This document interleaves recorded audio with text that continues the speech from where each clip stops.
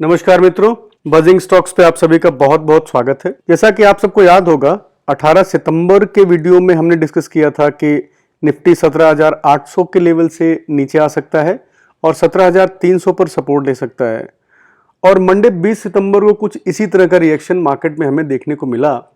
इसमें last week में Nifty ने 17,326 का लो बनाया और उसके बाद से फिर ऊपर चलना शुरू हुआ और जो 17,800 का स्ट्रॉन्ग रेजिस्टेंस था उसको सक्सेसफुली ब्रेक किया और फ्राइडे को ऑल टाइम हाई 17,853 के स्पॉट लेवल पर बंद हुआ है।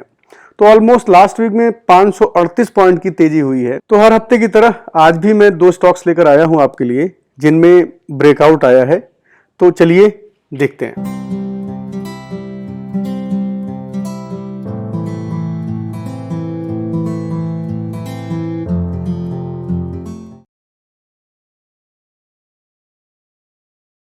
मित्रों, जैसा कि हम हमेशा करते हैं, ब्रेकआउट स्टॉक पे जाने से पहले एक बार हम जल्दी से डिस्क्लेमर देखेंगे और लास्ट वीक के जो दो ब्रेकआउट स्टॉक्स थे उनका हम रिव्यू करेंगे। तो दोस्तों, आज तारीख है 25 सितंबर 2021 और हमारा ट्रेड होराइजन रहता है हमेशा की तरह एक वीक से 3 महीने तक का डेली और वीकली टाइम फ्रेम पे हम चार्ट डिस्कस करेंगे और जो भी चार्ट डिस्कस होंगे उनमें मोमेंटम आने वाले दिनों में दिख सकता है। मैं सिविल रजिस्टर्ड एडवाइजर नहीं हूं, तो ट्रेडिंग करने से पहले अपने फाइनेंशियल एडवाइजर से जरूर संपर्क करें।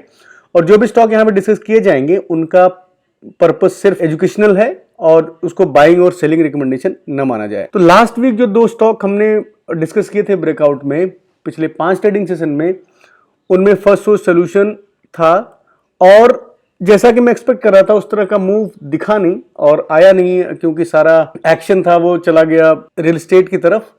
तो फर्स्ट सोर्स सोल्यूशन जो हमने डिस्कस किया था तो 207 पे डिस्कस किया था, 214 का हाई लगाया था और 197 पे अभी चल रहा है। तो जो मूवमेंट की एक्सपेक्टेशन थी मुझे वो यहाँ पे आती हुई नहीं दिखी। सेम दीपक फर्टिलाइजर में भी रहा है, 430 पे डिस्कस किया था, वही इसका हाई था और अभी 424 पे चल रहा है। हालांकि दोनों स्टॉक का ट्रेंड जो है लॉन्ग टर्म ट्रेंड अच्छा है और फर्टिलाइजर स्टॉक में अभी कुछ मूवमेंट देखने को मिलेगी। तो दीपक फर्टिलाइजर फर्स्ट सोल्यूशन में अभी वेट किया जा सकता है और इसमें तेजी आ सकती है। दोस्तों, आज के जो दो स्टॉक हैं वो दोनों अलग अलग सेक्टर से, निफ्टी 500 से, निफ्टी फार्मा से है और जिनमें इन दोनों स्टॉक में फ्राइडे को एक अच्छा ब्रेकआउट देखने को मिला है। तो पहला स्टॉक है हमारा कजारिया सिरेमिक्स लिमिटेड। जैसा कि आपने लास्ट वीक देखा होगा कि real estate sector as a sector बहुत अच्छी तेजी में था और रियल एस्टेट के जितने भी प्लेयर्स थे उन सब में अच्छा रन पाया। तो कजारिया सिरेमिक मैंने इसलिए चूज किया है क्योंकि इसका चार्ट अच्छा दिख रहा है और दूसरा जो सेक्टोरल टेलविंड है, अगर घर बनेंगे तो टाइल्स से ही होगी। कुछ उस तरह की थीम जो भी एंसिलरीज हैं जो भी कनेक्टेड है रियल एस्टेट से, उनमें भी तेजी दिख सकती है।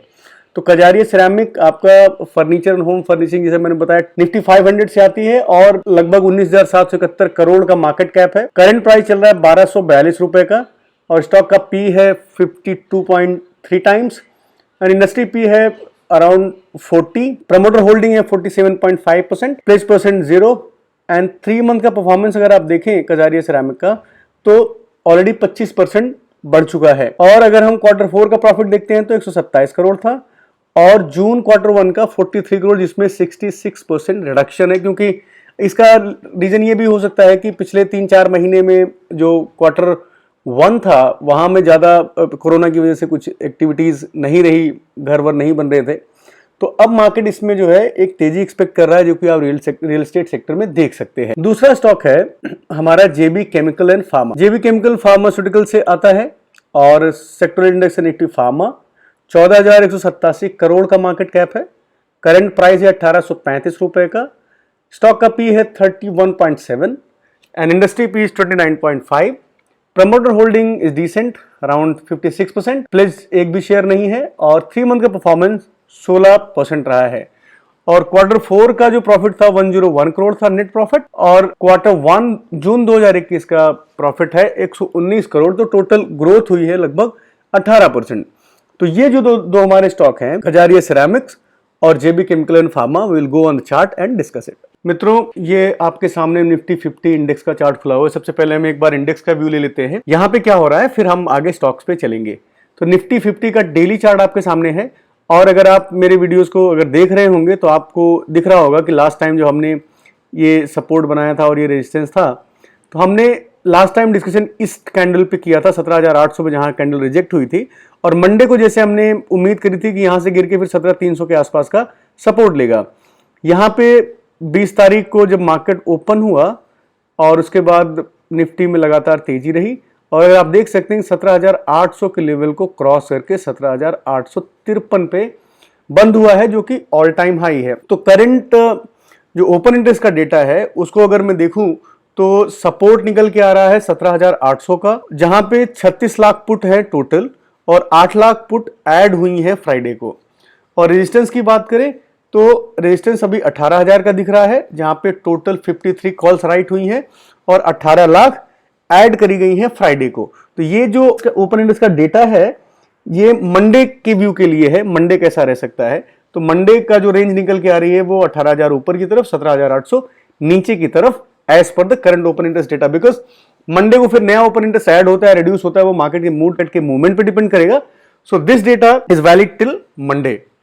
तो निफ्टी देख के लग रहा है कि कंटिन्यूस अपट्रेंड में है और अभी भी स्ट्रॉन्ग अपट्रेंड में है। 17,800 एक स्ट्रॉन्ग रेजिस्टेंस था जिसके ऊपर क्लोजिंग दी थी थर्सडे को, और फ्राइडे को सस्टेन किया 18,000 के ऊपर, 17,800 के ऊपर।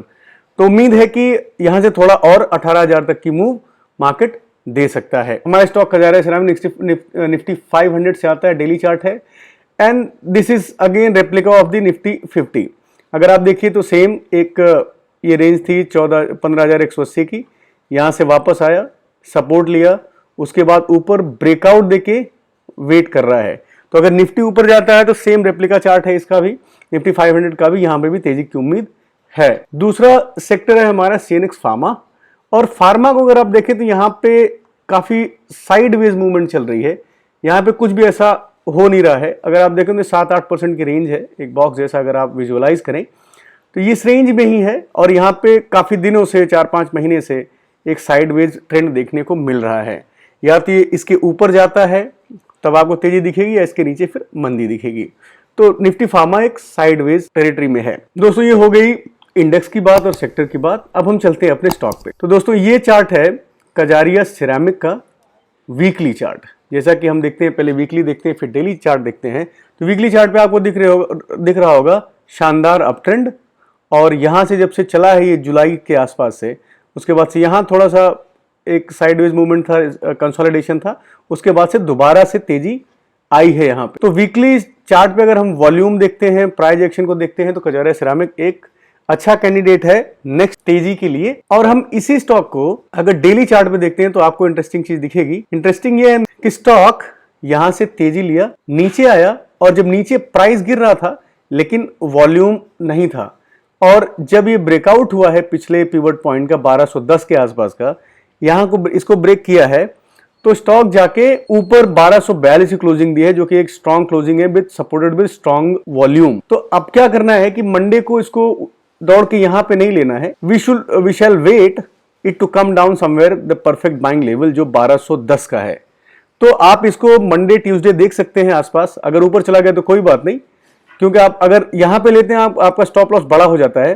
तो rather wait for Monday and Tuesday, let it come down somewhere near 1210, उसके बाद आप यहां पे एक पोजीशन लेने की सोच सकते हैं, क्योंकि स्टॉक स्ट्रॉन्ग अपट्रेंड में है। दोस्तों दूसरा स्टॉक है हमारा जेबी फार्मा। आप जेबी फार्मा को देखिए, जेबी फार्मा में भी आपको एक अच्छी तेजी दिख रही है।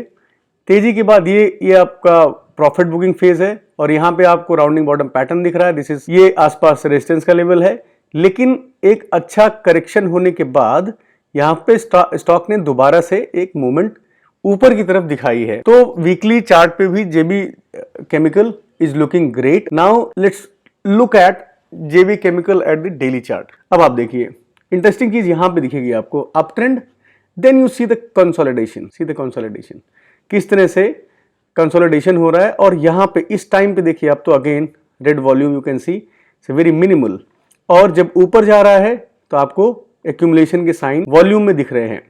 तो यहां पे कुछ इंटरेस्टिंग हो रहा है, और जिनके पास है ऑलरेडी वो लोग बेच नहीं रहे हैं, यहां पे बेच नहीं रहे हैं, इसलिए स्टॉक कंसोलिडेट कर रहा है। Weaker hands are getting out from this, और ये स्टॉक में ब्रेकआउट कहां पे है आप ये देखिए।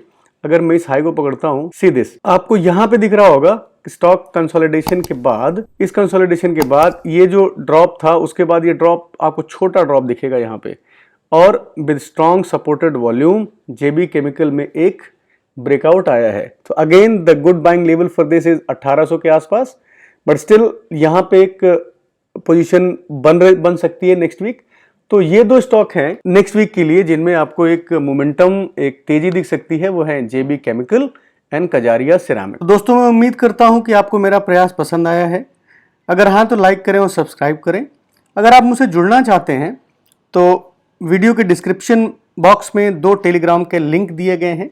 एक चैनल का लिंक है जहां पे मैं अपने आइडिया शेयर करता हूं, और दूसरा लिंक डिस्कशन ग्रुप का है जहां पे मेंबर्स अपनी क्वेरीज पोस्ट करते हैं और सीनियर मेंबर्स उनकी हेल्प करते हैं। आज के लिए इतना ही, मिलते हैं अगले हफ्ते। बहुत बहुत धन्यवाद।